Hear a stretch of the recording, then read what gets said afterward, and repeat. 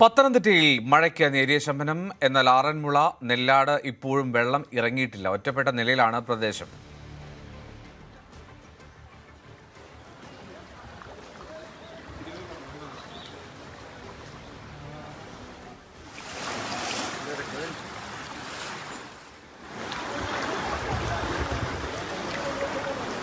എന്നാൽ റാന്നിയിലും ആറന്മുളയിലും വീടുകളിലും കടകളിലും കയറിയ വെള്ളം ഇറങ്ങിത്തുടങ്ങി.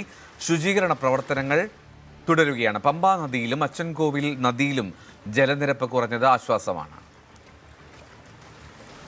വെള്ളം എങ്ങനെയുണ്ട് അവിടെ? കടകളിൽ നിന്ന് ഭാഗത്തുനിന്ന് ഏത് ഭാഗത്താണെന്ന് പറഞ്ഞത്? അവിടുന്ന് ഞങ്ങളുടെ കടയ്ക്കകത്ത് വെള്ളമുണ്ട്. ഇപ്പോഴും ഉണ്ട്. കള്ളയുണ്ട്. കള്ളയും വെള്ളവും കൂടെ ഇങ്ങനെ കിടക്കും. അതുകൊണ്ട് ഞങ്ങൾ ഇന്നലെ തൊട്ട് പട്ടിണിയാണ്. അവിടെ ഇന്നലെ തൊട്ട് ഞങ്ങൾ വിശന്നിരിക്കുവാണ്. അതുകൊണ്ട് ഞാൻ രാവിലെ വെള്ളത്തിൽ കുടിച്ച് പോകുന്നു. വെള്ളം ഒരു ശക്കല ഇറങ്ങിയിട്ടുണ്ട്. ഒരു അരയടി താന്ന് കാണും. രാത്രി 2 മണിക്ക് വന്ന് നോക്കിയ കണ്ടീഷൻ ഇപ്പോഴും കിടപ്പുണ്ട്. വണ്ടിയൊന്നും പോകാൻ പറ്റത്തില്ല. അരയ്ക്ക് മേളിൽ വെള്ളമുണ്ട് സത്യത്തിനോട്. ബാക്കിയുള്ള ഭാഗത്തല്ലോ കുളനട കുളനട ഭാഗത്തെ പറ്റി കൂടുതൽ അറിയത്തില്ല. എന്നാലും കൊണ്ട് വെള്ളമുണ്ട്.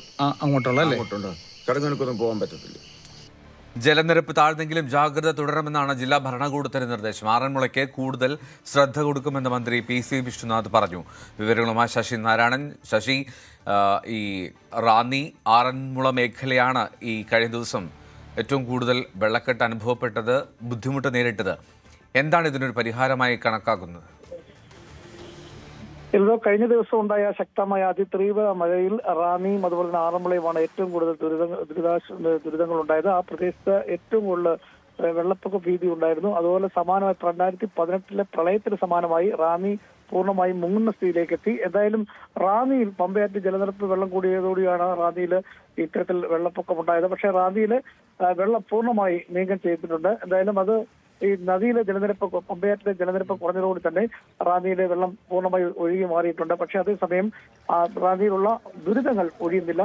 റാന്നിയിൽ നിന്ന് ശുചീകരണ പ്രവർത്തനം നടത്തുന്നുണ്ട്. കാരണം വ്യാപാരികളടക്കമുള്ള ആളുകൾക്ക് ഒട്ടനവധി പേർക്ക് നാശനഷ്ടങ്ങൾ ഉണ്ടായിട്ടുണ്ട്, സാമ്പത്തിക നഷ്ടം ഉണ്ടായിട്ടുണ്ട്, അങ്ങനെ ദുരിതങ്ങൾ ഉണ്ടായിട്ടുണ്ട്. അങ്ങനെ ക്യാമ്പുകളിലേക്ക് ആളുകൾ, വീടുകളിൽ താമസിക്കുന്ന ആളുകൾ ക്യാമ്പുകളിലേക്ക് മാറി താമസിക്കുന്ന സാഹചര്യം കൂടി റാന്നിയിലുണ്ടായിരുന്നു. പക്ഷേ ആശ്വാസം ഇപ്പം നിലവിലുണ്ട്.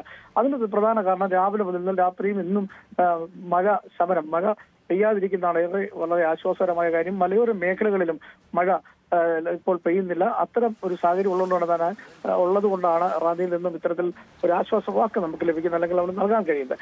അതിലുപരി ആറന്മുളയെ സംബന്ധിച്ച് പറയാൻ ഏറെ ദുരിതം അനുഭവിക്കുന്ന ഒരു പ്രദേശമായി ആറന്മുള മാറുന്നു.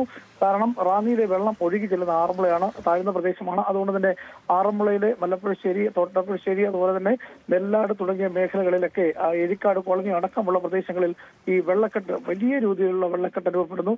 കാരണം അവിടെ പ്രദേശങ്ങളിലെ വീടുകളിലേക്ക് എത്താൻ കഴിയാത്ത സാഹചര്യത്തിലേക്ക് റോഡുകൾ മുങ്ങിയ അവസ്ഥയാണ്. നാളെയോ ഇന്നും മഴ പെയ്യാതിരുന്നാൽ, ഇന്നും നാളെയും മഴ പെയ്തായിരുന്നെങ്കിൽ മാത്രമേ ഈ വെള്ളം ഒഴുകി മാറാൻ സാധ്യതയുള്ളൂ. അതുകൊണ്ട് തന്നെ ഈ വെള്ളക്കെട്ട് ഒഴുകി മാറുന്ന വെള്ളം നിറഞ്ഞു കിടക്കുന്ന വെള്ളക്കെട്ട് കാരണം ആ വീടുകളിലേക്ക് എത്താനോ തിരിച്ചു വരാനോ കഴിയാത്ത അവസ്ഥയിൽ ആറന്മുളയിലെ നിവാസികൾ, അവിടുത്തെ പ്രദേശവാസികൾ വളരെ ദുരിതം അനുഭവിക്കുന്നുണ്ട്. കാരണം ഈ റാന്നിയിലെ വെള്ളം പൂർണ്ണമായി ഒഴുകി ആറന്മുളയിലാണ്. ആറന്മുള എത്തിയതുകൊണ്ടാണ് ഇത്ര പ്രതിസന്ധിയുള്ളത്. അതുകൊണ്ട് തന്നെ റാന്നിയിലെ MLA അബിൻ ബർക്കി സർക്കാരിനോട് കൂടുതൽ സഹായങ്ങൾ, അതായത് ഈ റവന്യൂ വകുപ്പിന്റെ അടക്കമുള്ള സഹായങ്ങൾ കൂടുതൽ വേണമെന്ന് കൂടി ആവശ്യപ്പെട്ടിരിക്കുന്നത്. ഏകദേശം 1600ഓളം പേരാണ് ഇപ്പോൾ വിവിധ ക്യാമ്പുകൾ, അതായത് 25-26 ക്യാമ്പുകളോളം ഇപ്പോൾ റാന്നിയിൽ തുറന്നിട്ടുണ്ട്. ആറന്മുളയിൽ തുറന്നിട്ടുണ്ട്. മല്ലപ്പള്ളിയിലും അതുപോലെ തന്നെ ആറന്മുളയിലും തിരുവല്ലയിലും ഒക്കെയാണ് ക്യാമ്പുകൾ ഉള്ളത്.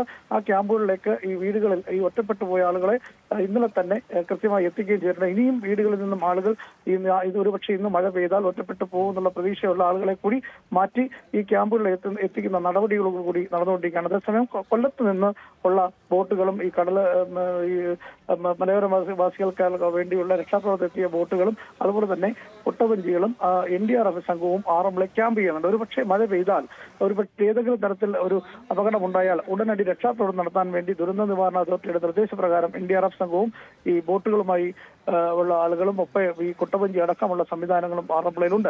പക്ഷേ പരിമിതമായ സാഹചര്യം, ക്യാമ്പുകളിലൊക്കെ കഴിയുന്നവരെ സംബന്ധിച്ച് അടിസ്ഥാന സൗകര്യങ്ങളുടെ ലഭ്യത കുറവ്, അത്തരം ചില പരാതികൾ കൂടി വരുന്നുണ്ട്. കാരണം പെട്ടെന്ന് മരുന്ന് കഴിക്കുന്നവരുണ്ട്, അത്തരം രോഗികളായ ആളുകളുണ്ട്. ഇവർക്ക് അടിസ്ഥാനപരമായുള്ള സൗകര്യങ്ങൾ ലഭ്യമല്ലാത്ത വിവരം കൂടി തിരുവല്ലയിൽ നിന്നൊക്കെ വരുന്നുണ്ട്. എന്തായാലും അക്കാര്യങ്ങളിലൊക്കെ അടിയന്തരമായി ഇടപെടും എന്നുള്ള ഉറപ്പാണ് മന്ത്രി PC വിഷ്ണുനാഥന്റെ നേതൃത്വത്തിൽ ആറന്മുളയിൽ നടന്ന അവലോകന യോഗത്തിൽ വ്യക്തമാക്കിയിട്ടുള്ള. എല്ലാ സഹായവും പൂർണ്ണമായി ആറന്മുളയ്ക്ക് നൽകും എന്നുള്ള കാര്യമാണ് അബിൻ ബർക്കിയുടെ MLA അബിൻ ബർക്കിയുടെ അഭിപ്രായത്തോട് യോജിച്ചുകൊണ്ട് തന്നെ സർക്കാരിന്റെ പൂർണ്ണമായ സഹായം ആറന്മുളയ്ക്ക് ലഭ്യമാക്കുമെന്നുള്ള ഉറപ്പ് കൂടി മന്ത്രി നൽകിയിട്ടുണ്ട്. എന്തായാലും അപ്പർ കുട്ടനാട് മേഖലയാണ് ഇനി ഏറെ വലിയ പ്രശ്നമായിരിക്കുന്നത്. കാരണം ഈ ആറന്മുളയിൽ വെള്ളം ഒഴുകിച്ചെന്നാൽ തിരുവല്ല, മേപ്ര, കടപ്ര തുടങ്ങിയ മേഖലകളിലേക്ക് ഒഴുകിച്ചെല്ലും. അവിടെ ചെന്ന് കഴിഞ്ഞാൽ ആളുകൾക്ക് പുറത്തിറങ്ങാൻ കഴിയാത്ത സാഹചര്യത്തിലേക്ക് അവിടെയും വെള്ളം വീഴുന്നതായിട്ടുള്ള വിവരങ്ങളാണ് ലഭിക്കുന്നത്. എന്തായാലും ഈ വെള്ളക്കെട്ട് ആളുകൾക്ക് പുറത്തിറങ്ങാൻ കഴിയാത്ത അവസ്ഥയുണ്ട്, ദുരിതങ്ങളാണ്. ആളുകൾക്ക് തിരിച്ച് വീട്ടിൽ ക്യാമ്പുകളിൽ നിന്ന് തിരിച്ചു പോകാൻ കഴിയാത്ത അവസ്ഥയാണ്. എന്തായാലും മഴ പൂർണ്ണമായും ഈ പത്തനംതിട്ട ജില്ലയിലെ പല സ്ഥലങ്ങളിലും മഴ മാറി നിൽക്കുന്നുണ്ട്.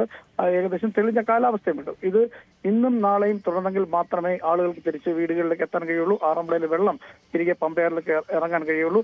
എന്തായാലും അച്ചൻകോലാറിന്റെയും പമ്പയാറിന്റെയും മണിമലയാറിന്റെയും ജലനിരപ്പ് 2 അടിയോളം താഴ്ന്നാണ് കണക്കുകൾ സൂചിപ്പിക്കുന്നത്. എന്തോ കൂടുതൽ വാർത്തകൾക്ക് news 18 Keralam YouTube channel subscribe ചെയ്യുക.